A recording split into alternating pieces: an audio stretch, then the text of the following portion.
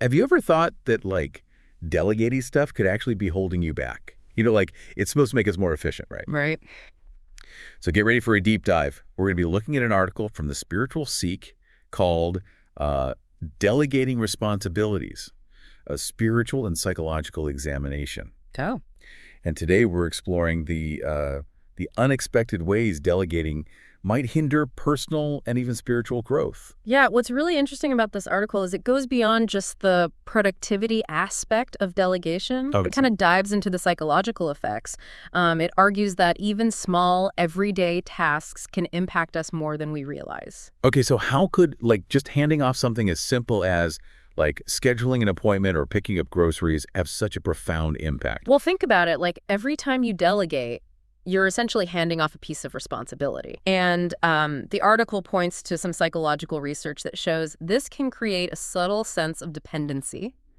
And over time, it can lead to decreased feelings of accountability and even surprisingly diminished self-confidence. Now that you mention it, I can see that. It's like that sense of accomplishment you get from doing something, that you're hesitant about. Yeah. Like, if you're constantly delegating, we might be missing out on those little boosts of confidence that come from facing challenges head on. Exactly. So it's the article uses this analogy of a muscle. If you never use it, it atrophies. Right. So similarly, by consistently avoiding challenges, even if they seem small, by delegating them, it can weaken our self-reliance. Have you ever had that happen where you delegated something and then it actually made you feel less capable? Now that you mention it, I think there's a few times where I've delegated tasks just because I felt overwhelmed. Yeah. And looking back, I didn't feel any sense of relief, just kind of empty. Like, I'd missed an opportunity to prove to myself that I could handle it.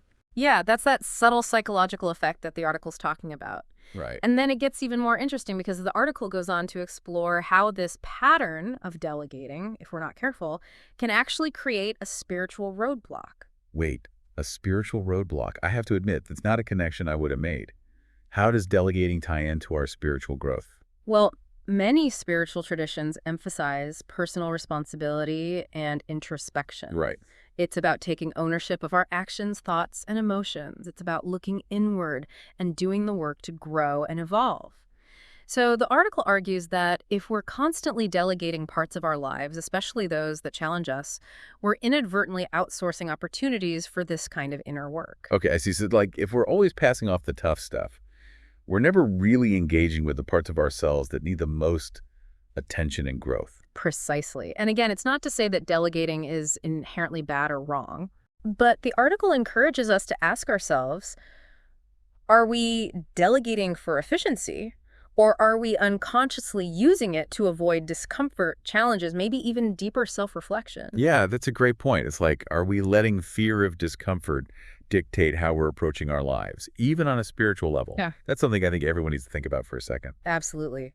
And to illustrate this point further, the article brings in the wisdom of the Stoics, particularly the philosopher Epictetus. Ah, the Stoics. I love those Stoics. What do they have to say about delegation? Well, Epictetus, he emphasized focusing on what's within our control. Okay. Which is like our thoughts and actions, rather than things outside ourselves. And so the article suggests that applying this Stoic principle to delegation can be powerful. So instead of trying to, like, control the outcome, Yes. we focus on our own, like, effort and intention behind it. Exactly. Okay, but how does that relate to, like, actually delegating? So let's say you're feeling super overwhelmed with a project at work, and you just want to delegate a big chunk of it. Yeah. The Stoic approach would be to kind of examine your internal state first. Oh. Are you feeling anxious, overwhelmed?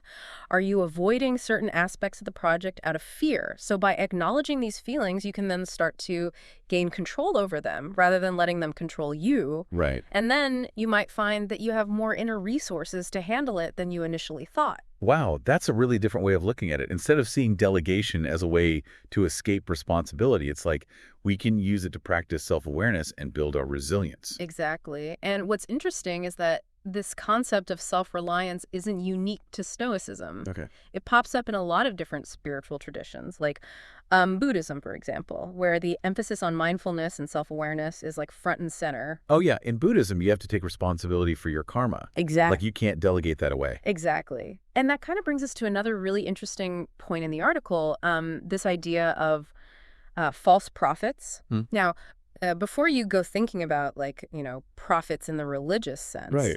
it's using this term more metaphorically to describe anyone or anything that promises easy solutions Okay. or shortcuts to spiritual growth, right?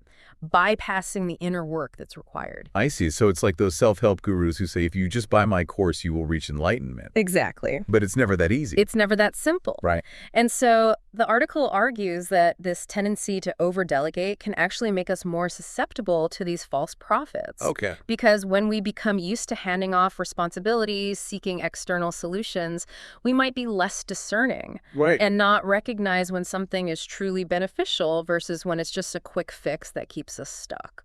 But how do we develop that discernment? Like, how do we know if we're falling prey to those false prophets? Well, the article has this fun little tool to help us assess our own susceptibility called the False Prophets Quiz. Okay. I know it sounds dramatic, but it's actually a clever way to prompt some self-reflection. The quiz. Okay, I'm intrigued. Tell me more. So it's basically a series of statements, and you select the ones that resonate with you. Okay. And it challenges some of the assumptions we have about spiritual authority, Right. helps us identify some blind spots. Okay, I like that. So we can see how we're setting ourselves up maybe for manipulation or disappointment. Exactly. I love that idea. So let's walk through the quiz. Okay, yeah, let's do it. What's the first statement? Okay, the first one is, if someone has a large following, they must be trustworthy. What do you think? I think that's really easy to fall into that trap, especially today. Yeah. With all these influencers on social media, it's easy to think someone with a huge following must be right. But, there's a lot of examples in history where that wasn't true. Exactly. Right. Just because someone's popular doesn't mean their teaching or their advice is actually trustworthy. Okay, what's number 2? Okay, statement number 2. A true spiritual leader only radiates positivity and optimism. Thoughts? Okay, that one is kind of tricky. Positivity is great, but I don't know if I believe someone who is always positive. Right. Because, spiritual growth often involves confronting, like, difficult emotions. Yeah, and the shadows within. Yeah, it's not all sunshine and rainbows. Exactly. It's about embracing the full human experience, Right. not just the happy parts. Okay, so what's number 3? Statement 3. Having a spiritual guide is essential. Alone, we can easily get lost. I can see why you might want a guide, but I also think we have to be careful about being too reliant on someone else. Yeah. Because ultimately we have to make our own choices. Right. Find that inner compass. Yes, That exactly. inner wisdom. What's the next one? Okay, statement 4. An enlightened leader does not despise money, but uses it wisely. That's a good one. Money's a tool, right? It's not good or bad. Right. But it does make you think about that leader's motivations. Yeah, priority. Are they in it for themselves or are they trying to help others? Exactly. Okay, what's number 5? Statement number 5. A person who speaks with great charisma and confidence is likely to be a true prophet. Ooh, that's a big one these days. Yeah, Charisma can be really persuasive, but can also be used to manipulate. absolutely. So just because someone is charismatic doesn't mean they're a true spiritual leader, right? Right. Okay, so what's the last one? Okay, the final statement. If a spiritual message resonates within me emotionally, it must be from a divine source.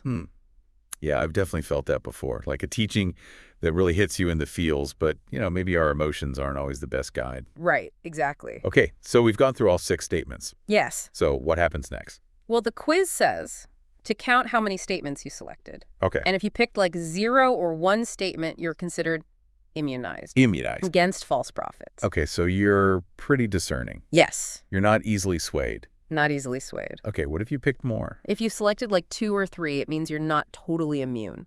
So a little work to do. A little work. Okay. If you selected 4 to 5, you're easily captivated.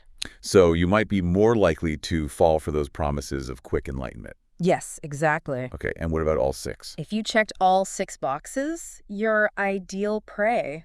Whoa, that's a little intense. I know, right? But remember, this is just a fun little exercise, not a clinical diagnosis. Right, of course. But it makes you think It makes you think. about how we can be vulnerable, Absolutely. And it brings us back to that main point about taking responsibility Yes. for our own growth and development, right? We have the power to choose Right. who and what influences us.